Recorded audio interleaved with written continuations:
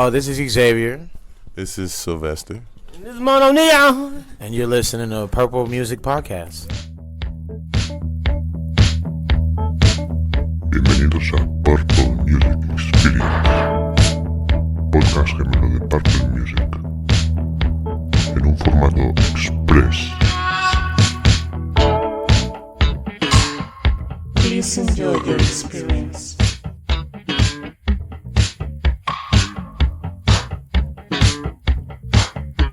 Let's go.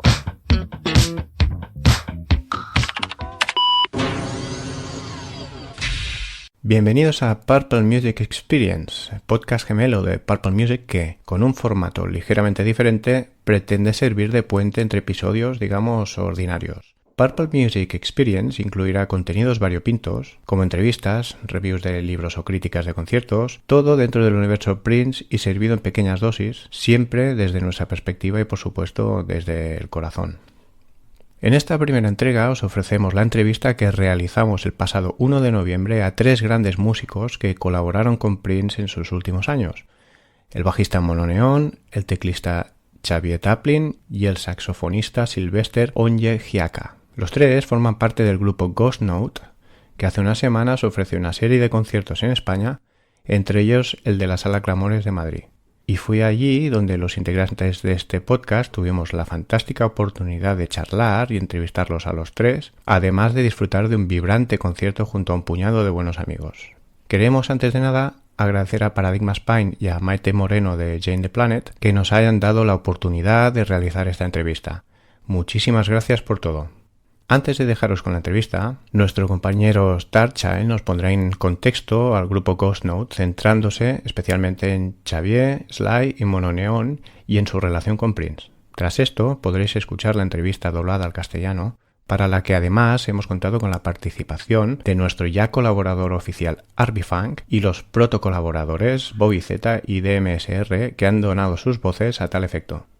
Finalmente, concluiremos esta primera entrega de Purple Music Experience con una breve charla en la que volcaremos nuestras opiniones sobre la experiencia de haber entrevistado a estos grandes músicos y de haber asistido a un concierto de la banda más funky y, posiblemente, más en forma del momento. Sin más dilación, doy paso a Starchild para que nos ponga en contexto a la banda y a los músicos. Adelante, Starchild. Hola a todos. Ghost Note.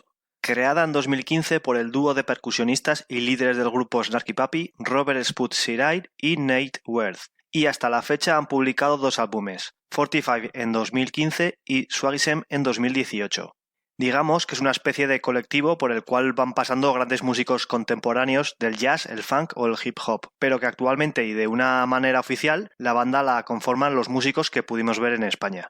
Robert Spud a la batería, Nate Werth a la percusión, Peter Knudsen a la guitarra, Jonathan Mones al saxofón y 3 músicos que formaron parte del mundo Prince durante sus últimos 5 años de carrera, aunque curiosamente ninguno coincidió entre sí en el tiempo. Paso a presentarlos en orden cronológico en el que aparecieron en el mundo Prince.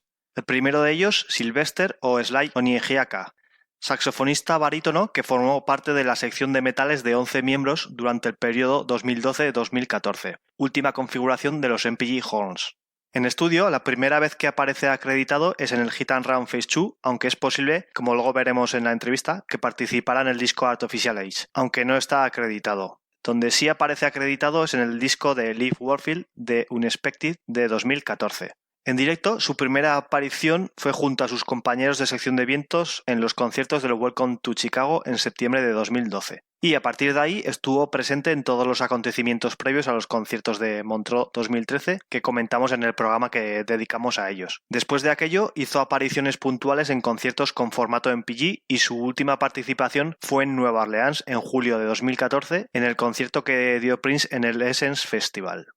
El siguiente músico es Dominic Xavier Taplin, teclista que llegó posiblemente a finales de 2013, pero que no fue hasta verano de 2014 que tuvo participación en la música de Prince en estudio o en directo. En julio de 2014, Prince creó la formación MPG-Q, con Taplin a los teclados, John Blackwell a la batería, Andrew Guche al bajo y Marcus Anderson al saxo. Hicieron un par de conciertos en Paisley Park y se cree que llegaron a grabar un álbum con Prince a la guitarra, en agosto del mismo año. Hasta la fecha, nada de este proyecto ha salido a la luz. En estudio está acreditado en los temas Look at Me, Look at You y Revelation del disco Hit and Run Phase 2, y también fue el teclista en el disco de Judith Hill, Back in Time, grabado entre enero y febrero de 2015 y publicado en marzo del mismo año. Y por último, Dwayne Thomas Jr., más conocido como Mono Neon. Llegó en 2015 primero para ser el bajista de la banda de Judith Hill en los directos, pero poco después pasó a formar parte de lo que parecía ser la nueva banda de Prince, con él al bajo, Kirk Johnson a la batería, Donna Grantis a la guitarra y Adrian Crutchfield al saxo. Con esta nueva formación, Prince llegó a realizar hasta 6 conciertos en Paisley Park a modo de ensayo, desde el 9 de octubre de 2015 al 7 de noviembre. Después de esto, Prince embarcaría en su gira Piano y Micrófono. Y en estudio, a fecha de hoy, lo único publicado con su participación es la canción Rough Enough, que se cree que formaba parte del proyecto inédito llamado Black is the New Black. Este disco es en lo último que trabajó Prince y se cree que fue grabado con su nueva banda entre octubre de 2015 y enero de 2016. Y por mi parte nada más, y ya puedes dar paso a la entrevista. Damas y caballeros, con todos ustedes, Purple Music entrevista a Xavier Taplin, Sylvester Onyejiaka y Mono Neon. Antes que nada, muchísimas gracias a todos por conceder esta entrevista a Purple Music Podcast. Es un verdadero placer charlar con vosotros. Creemos que sois la banda más funk que está de gira en estos momentos. Vuestra música nos recuerda a alguno de nuestros héroes musicales, como por ejemplo Fela Kuti, Jay Dilla, Roy Hargrove y por supuesto Prince. ¿Cómo describiríais el sonido de Ghost Note? Esa es una muy buena descripción del grupo. Intentamos usar influencias de gente como ellos y de Prince también. Sí, es muy buena combinación la que nos ha sugerido. Sí, hay mucho de eso. Empezó como una banda de percusión y después, poco a poco, nos fuimos incorporando los demás y dijimos, somos una banda funk, deberíamos tocar música funk. Bien, como os he comentado antes, nuestro podcast está dedicado al trabajo de Prince, así que nos gustaría que nos dierais vuestras impresiones sobre lo que supone trabajar con un genio musical como él. ¿Cómo y cuándo contactó Prince con cada uno de vosotros? Yo llegué, creo, un poco antes que Xavier. Él llegó después de que yo me hubiera ido. Yo estaba trabajando con Phil Lassiter, que es un trompetista. Estábamos haciendo grabaciones gospel y habíamos publicado un vídeo online. Justo en esa época, Prince estaba buscando una gran sección de vientos y eso.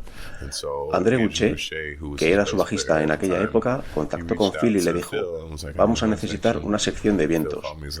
Phil me llamó y me dijo, adivina, tengo buenas noticias, ven, te lo tengo que decir en persona. Entonces me dijo, Prince ha llamado. Y yo en plan, ¿qué me dices? Pero el proceso de selección duró unos 3 meses. Pensábamos que lo teníamos, pensábamos que no lo teníamos, no sabíamos qué ocurría realmente. Un día me dice, mira tu email, y había un billete de avión. Me fui al día siguiente, así que sí, así fue la experiencia, como un torbellino, fantástico.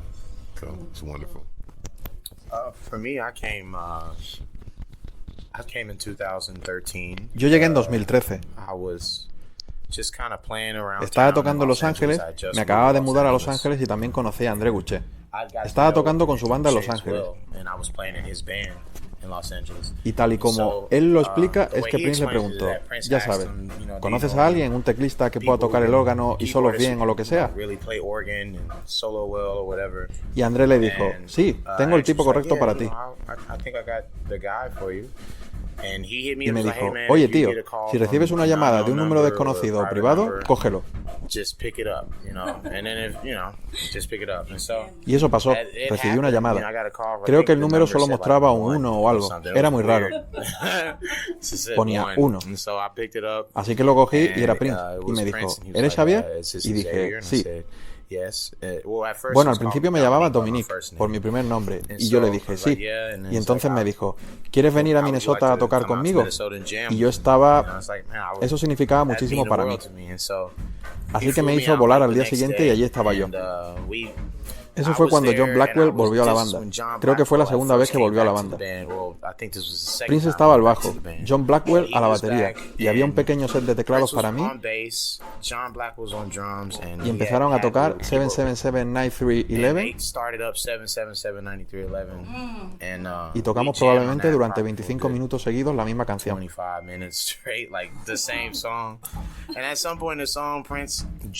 En algún punto de la canción, Prince me indicó que hiciera un solo, y lo hice. Un solo que me pareció una eternidad. Y ya sabes, siendo un chico joven, intentaba estar en plan, déjame hacer poco solamente, no quiero llegar y hacer mucho en la canción. Esta es la mejor manera de salir airoso.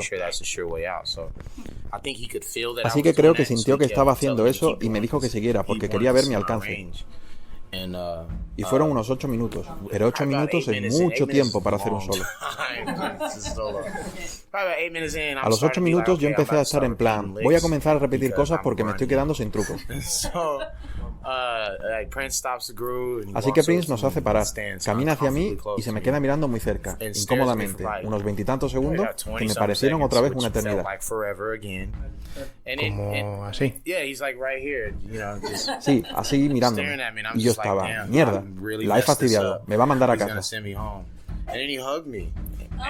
Pero de repente me abrazó y fue como, vamos a hacer cosas maravillosas juntos.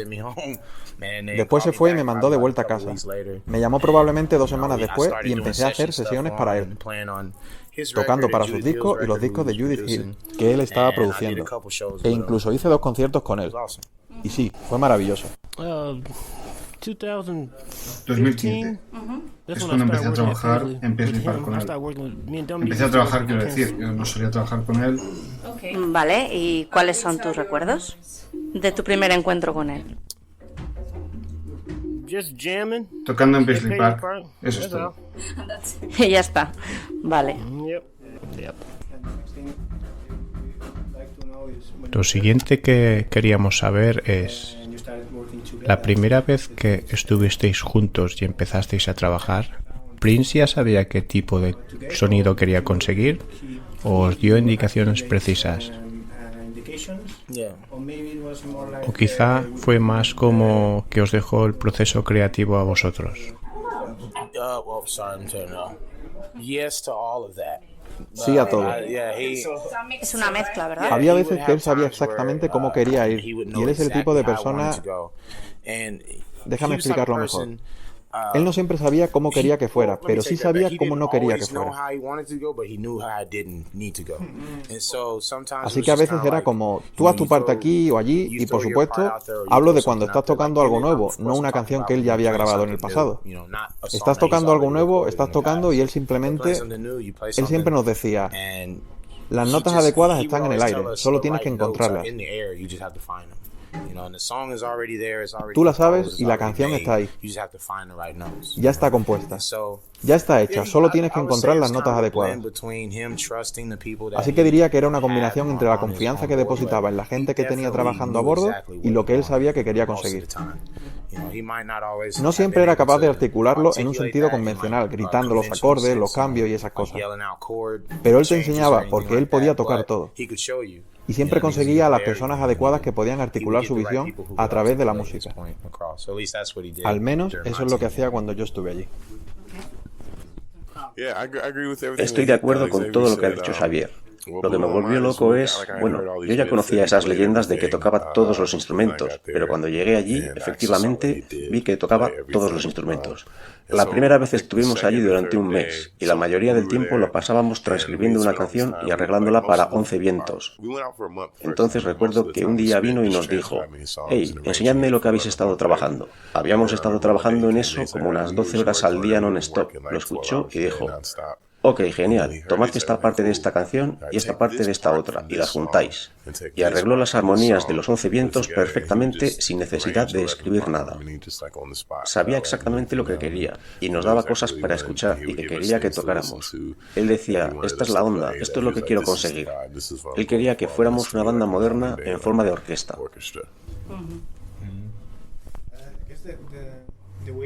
Entiendo que La forma en que vosotros dos trabajasteis con él debió ser diferente, porque él, Prince, sabía tocar teclados, pero no tocaba ningún tipo de instrumento de viento. Siempre era muy agradable con los vientos porque él no leía música y estaba muy orgulloso de que su sección de vientos lo hiciera.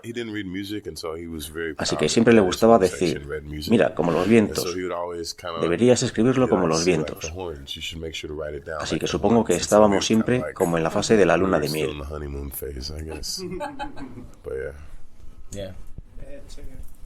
Xavier, en el momento que Prince contactó contigo, estaba tocando con diferentes bandas y probando diferentes sonidos. Parece que fuerais una parte de su parte más jazzy. ¿Cómo se creó el NPG Quartet? Fue aleatorio. Prince quería hacer un concierto en Paisley Park. Y nos dijo, chicos, ahora sois una banda jazz, de NPGQ. Así que fuimos y ensayamos probablemente durante una semana. Pasamos unos 40 días escribiendo canciones desde cero. Algunos tenían ideas, Boucher tenía ideas, John Blackwell tenía ideas y material del disco que había hecho. Marcus Anderson tenía ideas y yo me dedicaba a rellenar los huecos. Ya sabes, era el chico nuevo y me ponían en diferentes secciones e intentaba hacer cosas así. Pero fue realmente aleatorio. Tuvimos ese... Hicieron el AOL... Sí, Kendrick Lamar estaba allí en Paisley Park y terminamos siendo los teloneros como NPGQ.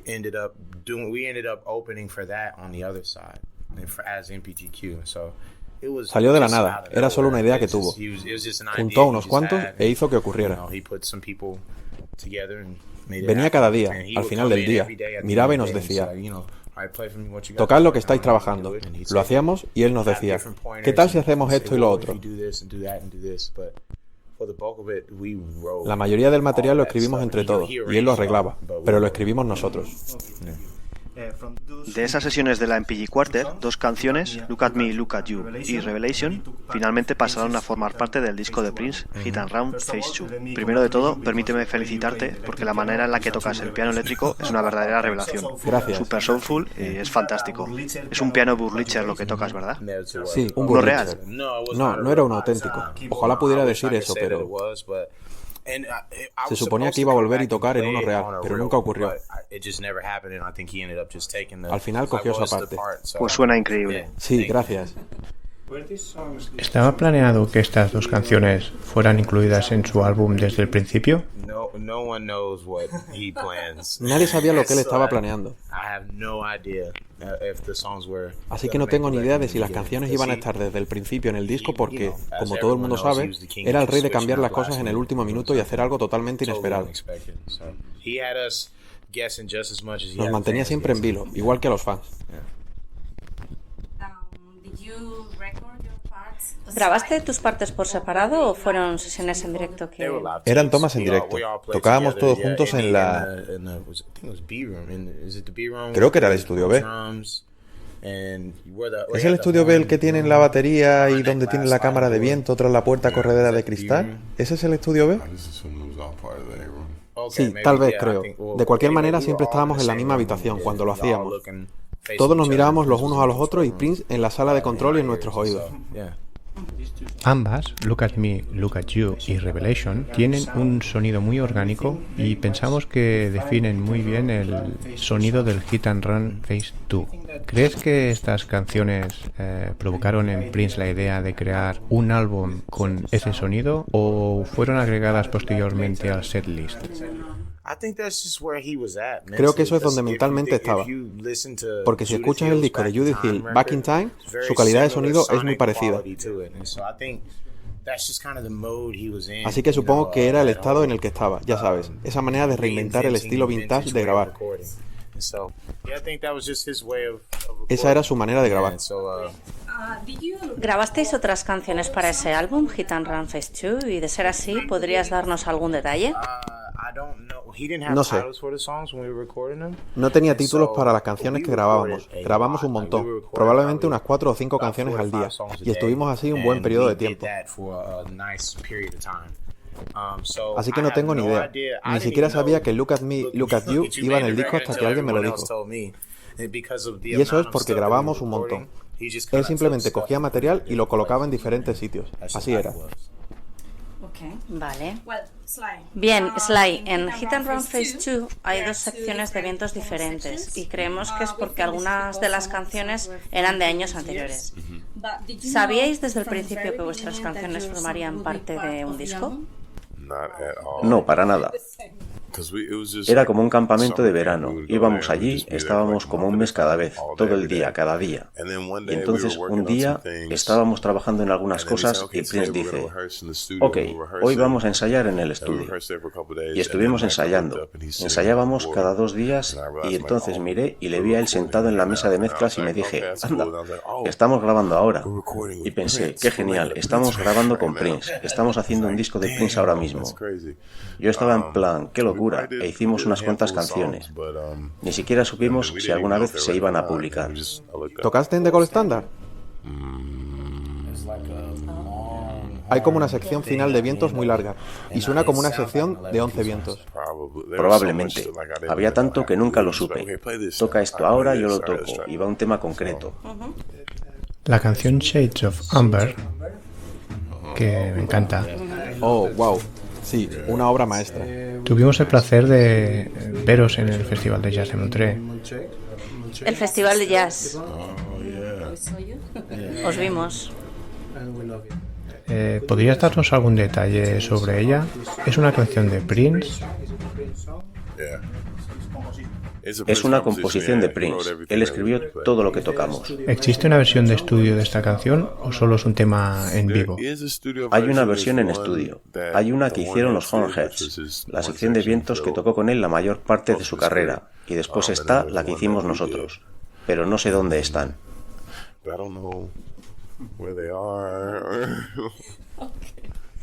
Vale.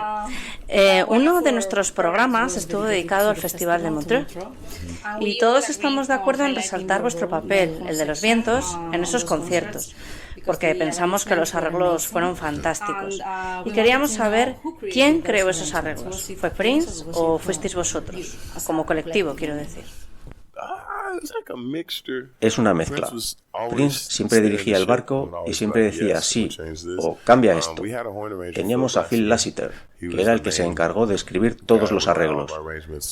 Y luego supongo que había un par de tipos más por ahí echando una mano, pero la mayor parte del trabajo de esos solos de locura eran suyos.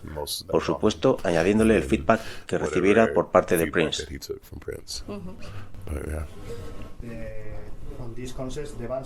Durante esos conciertos la banda sonaba realmente bien, muy sólida y firme. Daba la impresión de que había muchas horas de ensayo detrás de todo aquello. ¿Fue realmente así? Un montón, ¿verdad? Teníamos planeado Montreux y sabíamos que era en julio. Estuvimos en Paisley Park todo diciembre, 2 semanas en enero, todo marzo. Ensayamos durante unos 4 meses cada día y solíamos tocar esos 3 conciertos. Y entonces cuando llegamos allí teníamos esas 3 horas de música memorizadas. 3 horas de partes de vientos muy complejas. Nunca pensé que fuera a ocurrir. Y todavía sobre Montreux. Como dije antes, los 3 estuvimos allí y estuvimos de acuerdo en que había buenas vibraciones en el escenario entre Prince y la banda. Había tanta diversión. ¿Cómo vivisteis vosotros y Prince aquellos conciertos y los ensayos previos en este sentido? ¿Fue una experiencia divertida?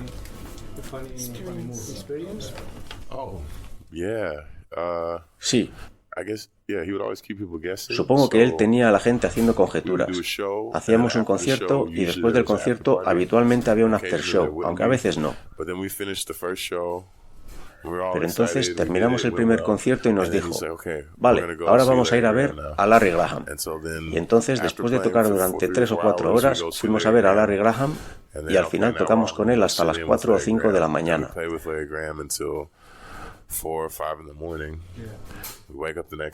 Nos levantamos al día siguiente cansados, pero estábamos en plan, tío, hemos tocado con Larry Graham y Prince, haciendo solos y bailando. Y esa noche volvimos a tocar y después él nos dice, hoy vamos a un after party. Pero el after party era toda la banda pasando el rato en una sala reservada. Larry y su banda se unieron y estuvimos tocando y haciendo el tonto. Yo toqué el bajo, Prince la batería. Yo no toco el bajo, y así que me miraba y se reía. Fue genial, estábamos juntos todo el rato.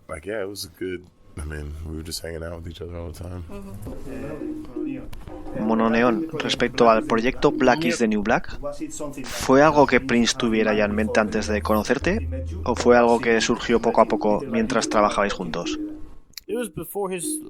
Antes de su primera gira, Piano Microphone. Estuvimos grabando, pero no sé qué hacía él. Sí, estamos grabando y él nos dijo a mí y a Adrian Crutchfield que iba a publicar algo y llamarlo Black is the New Black. ¿Cómo describes ambos, el sonido y el concepto de Black is the New Black? Parecido al material de Madhouse.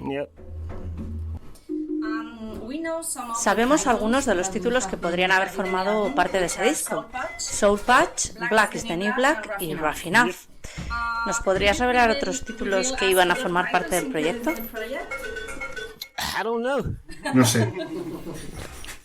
No sé, quiero decir, todo lo que se publicó cuando él estaba aquí fue Rough Enough. ¿Ningún otro título? Pero no recuerdo lo que grabamos. Has dicho que el álbum fue terminado y listo para ser publicado. Sí, recuerdo la base, pero no estoy seguro de lo que hizo después de que nos fuéramos. No sé si está terminado. Parecía que sí, pero no lo sé. No sé lo que Prince estaba haciendo, pero estaba contento por alguna razón. ¿Tienes previsto volver a España a promocionar tu nuevo álbum? Me encantaría. Si me pagáis y consigo dinero.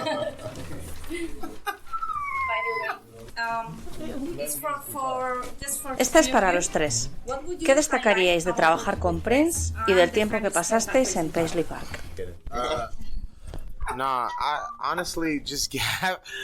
Sinceramente, tener la oportunidad de estar cerca de una persona a ese nivel de éxito, pero que a la vez tenía los pies en la tierra, es decir, accesible, y que no intentaba hacernos sentir incómodos cuando estaba alrededor. Quizá lo más incómodo era cuando estábamos en el limbo sin saber cuál era el siguiente movimiento, si íbamos a ensayar, o a tocar o a grabar. Tal vez eso era lo más incómodo. Pero diría que lo mejor era simplemente como su presencia te removía cada vez que aparecía en la habitación. Me conmovía por la manera en la que manejaba ciertas situaciones, desde el punto de vista de artista, músico o lo que sea. No quiero decir que haya que ser como él o intentar ser como él. Es más bien lo que te enseñaba directa o indirectamente, como por ejemplo, cómo negociar con las compañías o cómo tratar con la gente de los recintos o el personal de sonido. Era la manera en la que requería respeto sin tener que decirlo. Era mi parte favorita.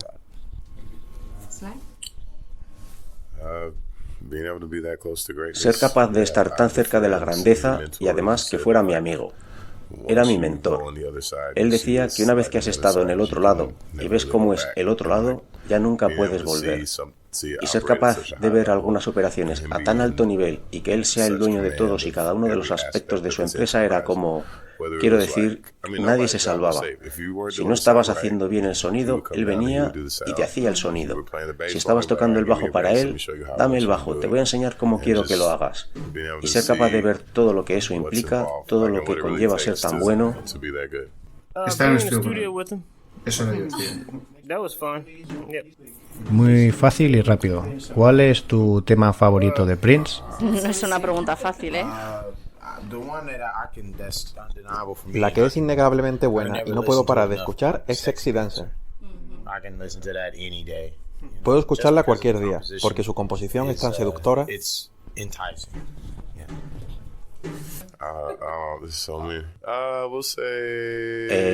Yo diré Purple Music. No sé, supongo que Stare. Solía tocar un montón con él. Vale, perfecto. Muchísimas gracias, chicos. Bueno, pues esta fue la entrevista con Ghost Note, que esperamos que os haya gustado. Creo que nos han dado un par de perlas de categoría y para comentarlas, junto con el resto de la Experience, lo vamos a hacer como siempre con nuestros compañeros Star, que ya nos había introducido al grupo antes, y damos la bienvenida a Shoka Delica. Hola Shoka, ¿qué tal? Hola, muy bien, ¿y vosotros? Pues aquí, bueno, que vamos a hacer una pequeña recopilación de lo que fue la Experience. ¿Quién quiere empezar? Venga, Starchild, lánzate. Vale, no, pues yo comentar un poco la entrevista que como dice Cyber, nos dejaron alguna perla que otra y me parece muy interesante alguna de las respuestas que nos dieron, ¿no? Porque te meten un poco de lleno en Paisley Park, desde cómo podía ser una audición de un músico, como la que nos cuenta Xavier Taplin, a aspectos muy relacionados con el proceso creativo, ¿no? de Prince y cómo funcionaba un poco su cabeza, y muy guay. Uh-huh. A mí me gustó mucho ver todo el proceso desde el punto de vista del currante, ¿no? Del músico obrero, porque claro, nosotros estamos como siempre pensando en ¡wow! Prince, estar en Paisley Park currando y tal, y te das cuenta que ellos pues van allí, graban sus cosas, ni siquiera saben los títulos, ni siquiera tienen ni idea de lo que pasaba por la cabeza de Prince en ese momento. Ellos van, hacen su trabajo, obviamente con todo el respeto y con toda la admiración, pero al final es que es eso, es su curro y queda muy, muy claro. A mí me gustó, perdón. Didi. No, que me hizo gracia el comentario que el de Sly, ¿no? Que por un momento yo me los veía como ovejitas que iban por el corral, las llevan de un lado al otro, luego miraban para arriba y estaba el tío en la mesa y estaba grabando, ¿no? O sea, tú no sabes cuándo están grabándote, cuándo no, qué estás haciendo, qué título, no tienes ni idea. Es un poco el modo Prince aquel, ¿no? Que hablamos siempre. Sí, es lo que comenta Taplin, ¿no? Que cuando le preguntamos qué es lo mejor de haber trabajado con Prince, habla un poco de eso, ¿no? De estar con él, de que era un tío con los pies en la tierra, pero que lo incómodo era esto que comenta Shoka, ¿no? Que es estar en el limbo constante de no saber nunca qué es lo que viene después, y es un sentimiento muy, muy humano, ¿no? De no saber qué es lo que vas a hacer al día siguiente, si tienes que ir de gira, si no, si vas a seguir en el mundo Prince, y es algo que nunca nos planteamos porque siempre vemos el punto de vista desde el fan y aficionados a la música, pero ellos es normal que se sintieran un poco así.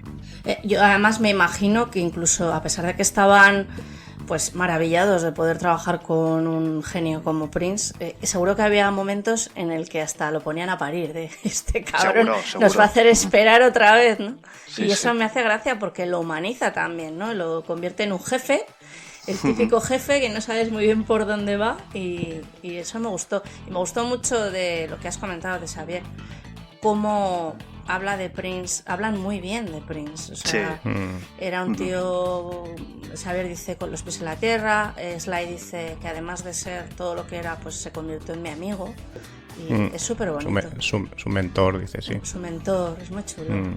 Bueno, y todo el yo no sé, los músicos como tal, el día a día de un músico entiendo que no es como de una persona como yo ordinaria que va a una oficina y trabaja de 8 a 5 y todo el rollo, ¿no? Pero también me imagino que te lo cuentan, el hecho de que te avise con un día de antelación y te dé un billete en un correo, o sea, que con Prince era bastante habitual, te cogías, te venías para aquí, vente para allá, ahora voy, ahora vengo, tal, ¿no? Era como muy inhóspito, ¿no? No sé cómo, me gusta ver que hasta para ellos, que sea algo insólito, ¿no? Un proceso muy, muy brusco. Me choca mucho el tema de miré mi correo y tenía un billete de avión. O sea, ¿te han preguntado acaso si puedes ir al día siguiente? Supongo que es como... Tenía todo el mundo pendiente. Nada más dice que el proceso duró como un mes, 2 meses esperando a saber si le salía algo o no con Prince. Y al final te llega un billete sin previo aviso para volar al día siguiente a Paisley Park. O sea, da igual que tengas visita con el médico, tú tienes un billete a Paisley Park, vas a Paisley Park sí o sí, o sea... Es gracioso, eso sí. Bueno, yo en general creo que la entrevista fue, no sé cómo decir, muy intensa, porque al principio por poco nos quedamos sin poder realizarla, ¿no? Temas ajenos a nuestra voluntad, obviamente. Pero luego meternos ahí en aquel cuartucho en el backstage, que era más pequeño que el cuarto de mi hijo, 5 M22, bueno, fue brutal. O sea, fue una experiencia divertidísima, con cachos de piña sobre la mesa y tal. Hostia, fue una cosa súper auténtica. Sí, mientras hacían la prueba de sonido el resto de los músicos, que de hecho se oyen los golpes de batería y algún teclado por ahí. Sí. Bueno, aclarar lo que has dicho, Cyber, que bueno, antes que nada, que ya lo has dicho al principio, yo reitero el agradecimiento a Paradigma y a Maite de Jane the Planet por darnos la oportunidad. Además, en ningún momento nos pusieron ninguna pega y bueno, al contrario, sí. Al contrario, efectivamente, se agradece porque somos un podcast muy nuevo y bueno, pues nos permitieron hacer la entrevista. El mini problema que tuvimos al principio no tuvo nada que ver con ellos, fue un malentendido, pero vamos, lo resolvieron muy bien. De hecho, también quería comentar que aunque no le entrevistamos, Nate Werth, que es uno de los líderes de Ghost Note, fue el que bueno, pues ordenó y organizó todo y se portó genial el tío, así que la verdad que sí. Y bueno, pues nada, eso, la entrevista súper intensa. Estábamos los tres ahí un poco que no sabíamos muy bien si teníamos 5 minutos o media hora. Al final estuvimos bastante rato y les pudimos hacer todas las preguntas que habíamos planteado. Entre ellas, bueno, pues eso, pues su primer encuentro con Prince. En el caso de Mononeon, que ya lo habrán oído los oyentes, fue muy breve en sus respuestas, sí. Pero es que él es así. Y por mi parte yo estuve súper a gusto con los músicos, me dieron una sensación de calidez y de cercanía fantástica. Sí, la verdad que sí. Lo cierto es que para como nos encontramos en la situación fue muy cálido y todo fue bastante orgánico, porque acordaros, bueno, al menos yo las sensaciones que tenía es que no sabía bien cuánto tiempo íbamos a disponer, porque tal como llegamos nos dijeron que tenían que ir a cenar en un cuarto de hora y que no habían ni empezado el ensayo. Entonces estabas viendo que ahí había un problema de timing grave, ¿no? Entonces nosotros veníamos con toda la ilusión del mundo, con la intención de hacer una serie de preguntas, y yo dudaba mucho de si podríamos haberlas hecho todas o no y cuáles tendríamos que sacrificar y cómo, ¿no? Porque nosotros llevábamos una serie de preguntas y claro, al vuelo ir cambiando y modificando era una cosa que a mí me preocupaba bastante, pero bueno, por suerte al final como decimos, pudimos sacar todas las preguntas y fue bastante, o sea, a pesar de la inquietud esta, que creo que teníamos los tres, ¿no? Yo estaba como un puto flan, porque es que digo, hostia, estoy aquí sentado con esta gente, que para mí es un lujo, y encima vamos mal de tiempo, en cualquier momento va a entrar alguien, nos van a echar y... Sí, y la incertidumbre de que no sabes cómo son ellos, no sabes si son agradables, si son bordes, si van a querer contestar alguna de las preguntas planteadas. Y muy bien, o sea que no solo contestaron, sino que además revelaron alguna cosilla interesante. Exacto, sí. Que si queréis comentar alguna. Hombre, yo para mí el highlight, ya sabéis que de Montré mi tema estrella era Shades of Amber, ¿no? Y que nos dijera que hay una versión en estudio, pues me ponen los pelos de punta. Bueno, no una sino dos, ¿no? Dos. Una sí, también. Sí, con una los Jorgens y otra con... Exacto, sí. Interesante. No, a mí lo que me gustó de aquí es cuando Xavier Taplin llama obra maestra, ¿no?, a esta canción. Una canción que, no sé, igual sí que participó él, pero que no es de la época que estuvo en Paisley Park, y que la conozca y que hable de ella como masterpiece, que lo diga un músico de tal nivel como Xavier Taplin, ¿no? Pues dice mucho de esta canción. A mí lo que me llama mucho la atención es eso, el ritmo frenético de trabajo, ¿no? Porque creo que Xavier dice que grababan unas 5 canciones al día aproximadamente, que aunque yo no entiendo muy bien de esto, supongo que son bastantes.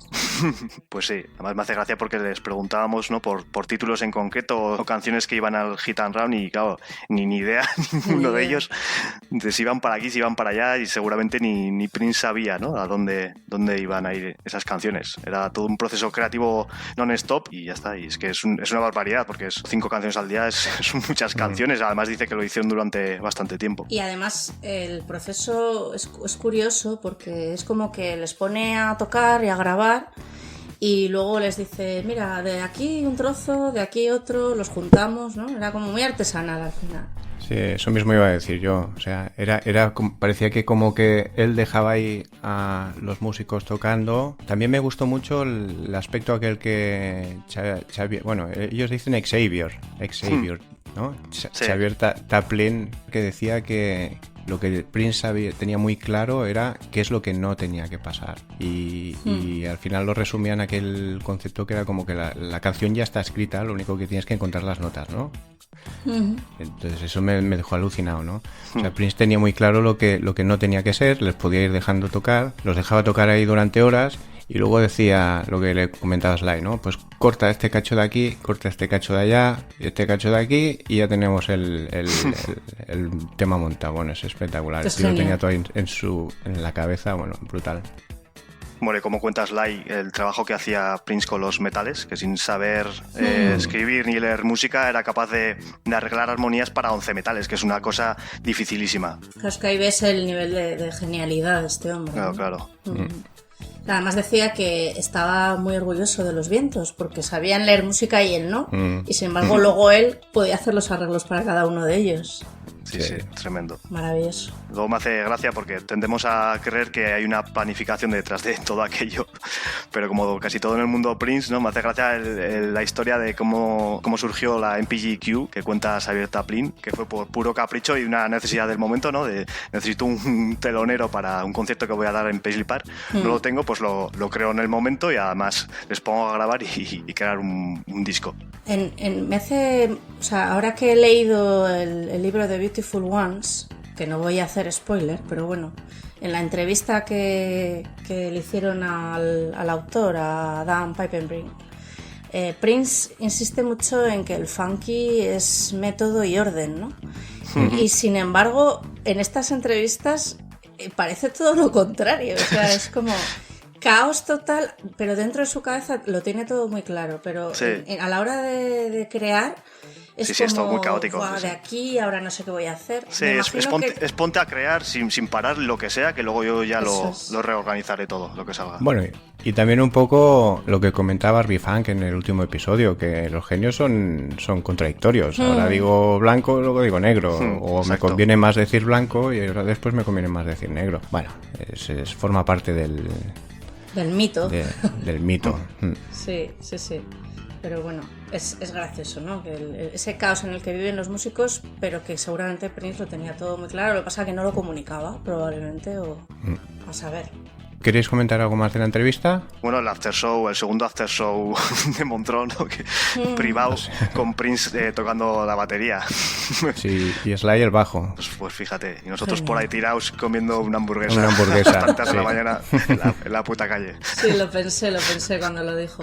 Sí, pero está genial porque ves que después del trabajo como que Prince se relaja también y se lo pasaba bien y hacía que sus músicos también pudieran disfrutar un poco, ¿no? Después del largo trabajo de eso, de tantos meses de ensayo, como nos dijo Sly, que estuvieron meses en Paisley Park y que se sabían los conciertos de memoria. Claro, así quedaron perfectos. Pero luego, bueno, pues llega el momento de relax. También en el caos ese organizado no sabíamos muy bien si iba a haber after show, ¿no? Y se ponen ahí a tocar y a bromear. Es bonito. Sí. Pues bueno, si queréis, comentamos un poco el concierto como tal. ¿Qué os pareció? Bueno, pues a mí, yo no soy muy experta yo, aparte de Prince, he visto muchos conciertos, pero de este tipo no he estado en muchos y la verdad es que me encantaron, me gustaron muchísimo, tanto que me daba la sensación de que en algún momento podía salir el propio Prince, ¿no? a tocar una guitarra. Es lo más cercano a Prince que he vivido después del 21 de abril y fue bonito vivirlo, sí. Sí, es lo que en términos princeros se conoce como un after show, ¿no? Era un poco ese ambiente, había mucha libertad y mucha improvisación en todo aquello, ¿no? Era ese rollo. Para mí fue un concertazo y el sonido y el ritmo eran muy salvajes, me recordó a conciertos apabullantes que he visto como los de Kamasi Washington o de ese estilo, y eran todos unos músicos de un nivel increíble. Y los líderes, el Robert Spud y Nate Werth, los percusionistas, estaban los tíos totalmente conectados y hicieron cosas chulísimas. Creo que llevaban todo el peso de la banda y hicieron cosas muy guays. Bueno, de hecho, el tema es ese. La banda, en realidad, inicialmente ellos dos eran los fundadores y era una banda de percusión. Lo único que, bueno, fueron añadiendo gente, tienen como una serie de músicos itinerantes. Me parece que hace poco vi un vídeo en Facebook y el saxofonista ya no es Sly, por ejemplo. Sí, van cambiando, sí. Lo he visto, van cambiando, sí. ¿no? Pero lo cierto es que la sección acústica es que los dos es acojonante. Yo vine también al de Barcelona, que fue 3 días antes, y fui con un compañero de trabajo y el tío nada más salir, lo único que le dije, ¿qué te ha gustado? Que me dice, alucinante, alucinante. Solo decía alucinante, digo, vale, pavo, ya está. Están súper bien. Ellos dos están, vamos, parecen uno, o sea, parece un matrimonio de la acústica, ¿no? Y luego el resto de músicos que son increíbles. Y el rollito que tenían era muy bueno, o sea, se ve que hay buen feeling y hacían bromitas y tal. Bueno, el concierto fue espectacular. Los dos. Y el solo final de Taplin de Madrid fue acojonante, o sea... En general, Xavier Taplin para mí me enamoró, o sea, como músico y bueno, y como persona, como hemos visto en la entrevista, pero como músico y por la parte que me toca como pianista aficionado, me parece una salvajada lo que pudimos verle hacer en los pianos eléctricos, en el clavinet, y me da mucha pena no tener más de él con Prince, porque me parece un teclista de un nivel excelso. Yo destaco a los percusionistas también y a Sly, que me enamoró tanto en la entrevista como en el concierto. Me gustan mucho los vientos y mucho las percusiones, y este concierto tiene mucho de eso. Entonces, pero especialmente Nate Werth me encantó, me pareció buenísimo. Y luego me hizo mucha gracia porque el otro percusionista, Spud, habéis dicho, ¿no? Robert Spud. Sí. Toca y parece que lo hace tan fácil, es que no mueve el cuerpo, solo mueve un poco los antebrazos y sin embargo el tío está a tope, o sea, increíble. Mucha técnica ahí detrás. Muchísima, de eso, sí. Muy buenos, son muy buenos. Y bueno, el rollito estupendo. Luego teníamos a Mono Neon aparte, que es como un alien dentro del grupo, en su estilo y tal, que es muy bueno. Pero él, quieto, no movía ni pata ni oreja, se dedicaba a tocar y... genial, la verdad. Mono Neon, no es que me decepcionara, pero sí que esperaba un poco más de desmadre, ¿no? Por su parte, porque salvo creo que un solo que se desmadró un poco, empezó a hacer slaps como un loco, el resto estuvo muy correcto, ¿no? O sea, técnicamente brillante, pero con todos los vídeos que he visto en YouTube esperaba un poco más de desmadre. Yo creo que... Me puedo equivocar, pero a mí me da la impresión que el solo ese que dices de Mono fue idéntico en Barcelona. Luego el tío va ahí y tiene la lección aprendida y lo saca y ya está. O sea, no sé, a lo mejor es su carácter y su forma de actuar. Es muy profesional, muy bueno, porque es increíblemente bueno, pero me da la impresión que en esta banda, así como el resto de la banda pues estaba integrada y se hablaban y se hacían bromitas y tal, Pascual, y había sintonía, él está como a su rollo ahí, ¿sabes? Haciendo su trabajo y ya está. Me da la impresión. Sí, yo también creo eso, sí. También hay que pensar que llevaban mogollón de conciertos, ¿no? De la gira, y a lo mejor ya supongo que llega un momento que florituras las dejan para ciertos días, no lo sé. Pero bueno, en cualquier caso, un concierto... yo no sabría decir cuál me gustó más. Hubo unas partes en Barcelona que yo esperaba que repitiera en Madrid, que era súper divertido, que era hacía como una figura, ¿no? Entre un diálogo del batería con el teclista, con Taplin, y hacían un juego y daba toda la vuelta y al final, a cámara lenta, el batería le daba con la baqueta a un plato, ¿no? Y lo repetían 4 o 5 veces, era súper cómico. Y pensaba que eso estaba dentro del set y no, mira, lo hicieron en Barcelona y no lo hicieron en Madrid. Los dos conciertos fueron muy buenos. A lo mejor a nivel global me gustó más el de Barcelona, quizá porque era la primera vez que los veía en directo. Puede ser. Pero el final de Madrid fue espectacular. Es que ese final fue... El tema final fue bestial. Estuvo muy bien. Porque además tocaron este trozo, ¿no? Que sale en América. Sí, de América, sí. De la versión que hacían en directo, lo que hacían Eric Leeds y Atlanta Bliss, el motivo que hacían en el jam ese de América. Y ahí la verdad es que el ambiente se calentó muchísimo en el público. Nos pusimos todos muy locos con esa parte. Que hablando del público, yo creo que ya me he hecho mayor. Pero yo hay cosas que no entiendo cuando vas a un concierto, que la gente esté todo el rato hablando y sin prestar atención a los músicos. Yo es que no pensaba que íbamos a hablar de la entrevista del concierto, porque si vamos a hablar del público me voy a enfadar muchísimo. Sí, no, es solo un comentario. Me voy a enfadar muchísimo porque había dos delante nuestros que es que, macho, o sea, si quieres hablar, pues te vas al parque, cojones, y te fumas un porro, pero no vayas ahí, hijo de... Hostia, tío, es que había gente que estaba más rato hablando que mirando y escuchando. Digo, pero Sí. tío, o sea, además, gente que no era baja, cojones. Se vayan al puto final a la barra y se tomen un cubata. Yo creo que Y estamos nos dejen. muy acostumbrados a estar en primeras filas en este tipo de conciertos y en cuanto te pones un poco por detrás ya ves que la gente a la que realmente le interesa el grupo está al principio. Y el resto están ahí pues porque han salido de copas, van a ver un concierto y están de charla. Me parece bien Ya. que se hable, pero todo el rato. Sí, una eso. Y dos que igualmente no sé si estoy del todo de acuerdo. Es como el que va al cine y está comiendo palomitas y patatas fritas que se ha traído de casa. Oye, pavo, ¿qué vas? ¿A mirar la película o a comer? Porque si quieres ir a merendar, te vas a una granja y te pides un café y unos churros. Pero si vas a ver un concierto o una peli, vamos a ver el concierto o vamos a ver la peli, ¿no? Y vamos a respetar A los demás. Ese es el problema. A mí eso me da mucha rabia. Pero bueno, Pero bueno, pasa en todos los conciertos, no solo en este. Yo ya lo he visto. De hecho, me he cansado un poco de ir a ciertos conciertos, porque festivales y tal, porque es lo que se encuentra uno. Y bueno, pues yo desde aquí alegato a, por favor, cuando vayáis a un concierto no des la chapa. O sea, por favor. Y las cámaras, cuidado también con los teléfonos. Hay que estar a lo que hay que estar, que es al concierto. Bueno, y con esto hemos acabado este primer episodio del Purple Music Experience. Como siempre, un saludo a Shoka. Bueno, pues hasta el próximo programa. Stay tuned. Y nos despedimos también de Starchild. Nos oímos, Stay Funky. Hasta la próxima. Fuckers.